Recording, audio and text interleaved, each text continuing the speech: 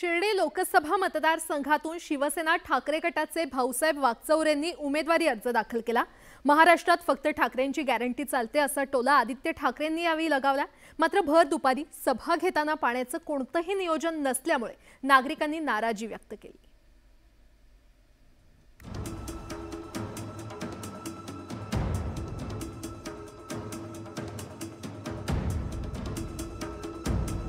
₹200 घ्या पण पाणी द्या असं म्हणण्याची वेळ सभेसाठी आलेल्या नागरिकांवर आली।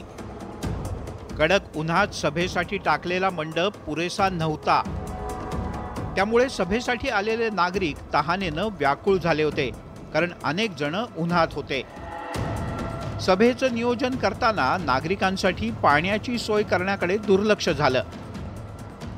वाढत्या तापमानात पुन्हा एकदा सांगीन, कार्यकर्त्यांनी काळजी घ्यावी। साईंच्या भूमीत तुम्ही आहात, काय आज साईबाबांकडे प्रार्थना करा? जे मनात असतं तेच त्यांना माहिती असतं, म्हणून काही मागायचं नाही, दर्शन घ्यायला येतं नाही। तर शिवसेना ठाकरे गटाचे भाऊसाहेब वागचौरे यांनी त्यांचा अर्ज आज दाखल केलाय।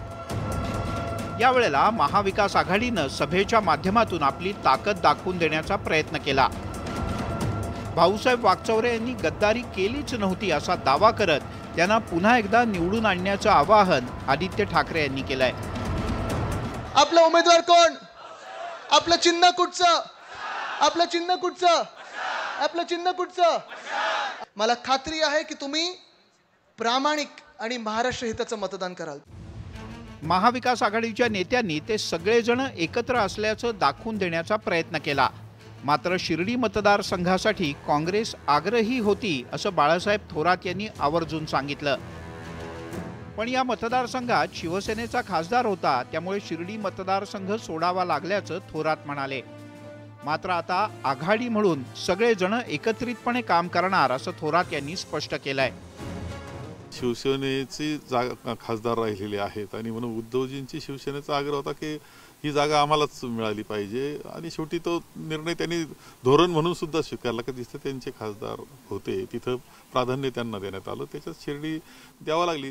तरी शेवटी आमचा एक गोष्ट आहे की शेवटी आघाडी आहे, आणि आघाडी ही आमची आहे, तिघांची आहे, मित्रपक्षांची आहे, आणि तिच्याकरता आम्ही सगळे काम करणार आहोत। राज्यात उन्हाचा पारा वाढत चाललाय। 40°C पेक्षा जास्त तापमानात नेत्यांना प्रचार करावा लागतोय। कार्यकर्ते सुद्धा उन्हात प्रचार करतायत, सभा घेतल्या जात आहेत। मात्र अशा वेळेला सभेसाठी येणाऱ्यांना किमान पाणी तरी मिळावं। साईबाबांच्या शिर्डीत नेत्यांनी हा धडा घेतला तरी सार्थक झालं असं म्हणायची वेळ मतदारांवर आली आहे। Bureau report, news 18 Lokmat.